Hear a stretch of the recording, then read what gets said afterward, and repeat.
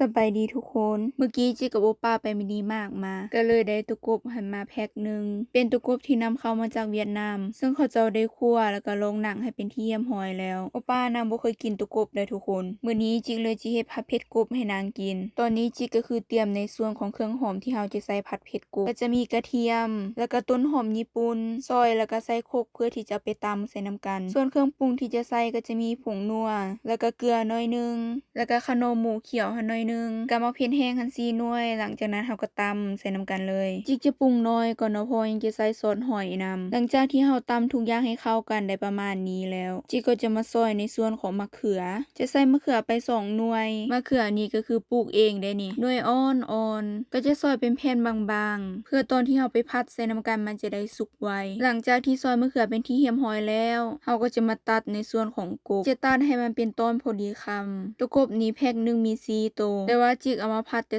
2ตัว อันที่จริงผัดแต่2ตัวก็พอกินแล้ว เพราะว่าตัวกบหันตัวใหญ่แฮงทุกคน หลังจากที่เราตัดตัวกบหันเป็นที่เหี่ยมหอยแล้วล่ะ จิกก็จะมาซ่อมในส่วนของใบผักอีตู เนื่องจากเราบ่มีผักหอม ก็เลยจะใส่เป็นใบผักอีตูแทน ใบผักอีตูนะอยู่ผีนะทุกคนปลูกนะขึ้นดีๆนะเบิ่งดอกมันหล่นใส่บนดินนะบนใดนะก็ขึ้นบ่งามๆจิกก็จะใส่เอาหลายหน่อยนึง เพราะว่าให้มันดับกลิ่นคาวหั้นนะ แล้วก็จะใส่ใบขี้หูนแห้งนำ ก็จะมาจิกเอาแต่ใบมันบนกลางหยาบๆหันก็จะเอาทิ่ม ก็จะจิกเป็นตอนอามุนหน่อยนึง ใบขี้หูนนี่เอามาซอยบ่ได้ทุกคนเนื่องจากมันกรอบหั้นนะก็เลยได้ใส่มือเด็ดเอา หลังจากที่กาเกียมเครื่องเป็นที่เหี่ยมหอยแล้วล่ะเราก็จะมาเปิดแก๊สแล้วก็ค้างหม้อกันเลยหม้อหันก็สิค้างอยู่2หน่วยน้อยๆหันก็จะใส่ทอดคิมมารีกับปลาหมึกแห้งหม้อตัวนี้เราก็จะใส่เห็ดผัดเผ็ดกบหลังจากที่น้ำมันร้อนแล้วเราก็ใส่เครื่องหอมลงไปเลยเอาไปผัดให้มันมีกลิ่นหอมพุ่นล่ะจังหวะนี้ก็คือทั้งผัดทั้งจามไปนำจักว่าหอมจักว่าขิวหูปนกันเลยหลังจากที่เราผัดไปหน่อยนึงแล้วเราก็เอามะเขือใส่ลงไปเลยหลังจากที่เราผัดไปให้มะเขือมันเอาสุกหน่อยนึงแล้วเราก็เอาตะกบลงไปเลยคิดภาพบ่ออกว่าทุกคนมื้อนี้โอปานางจะกินผัดเผ็ดกบนางบอกว่าบ่เคยกินจักเทื่อแต่ว่าจะลองกินเป็นครั้งแรกหลังจากที่ผัดไปได้หน่อยนึงแล้วจิก็จะเอาน้ำให้มันตื่มใส่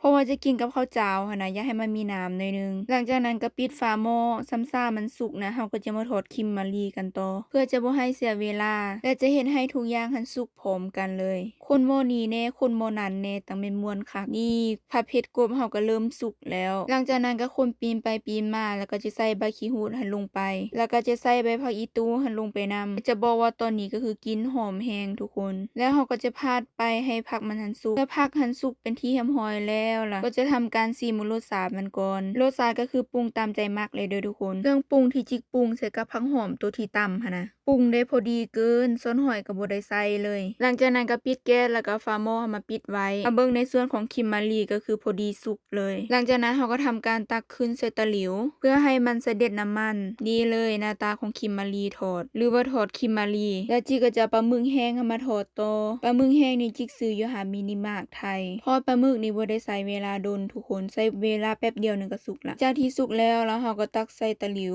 และของกินทุกอย่างก็เสร็จเป็นที่เหี่ยมหอยแล้วในส่วนของผัดเผ็ดกบนั้นเราก็จะมาตักใส่จานกันเลยหน้าตาบ่ธรรมดาน่าแซ่บบ่มาทุกคนกินข้าวนำกันถ้าเบิ่งโอป้านางกินผัดเผ็ดกบเด้อทุกคนป่ะว่ากันแล้วเราก็ไปเบิ่งนางกินกันเลย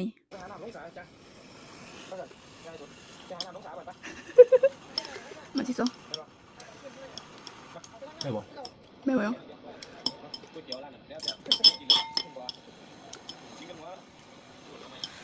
ต้องดีกินตะกบกระดูกมันบ่กินบ้านนี้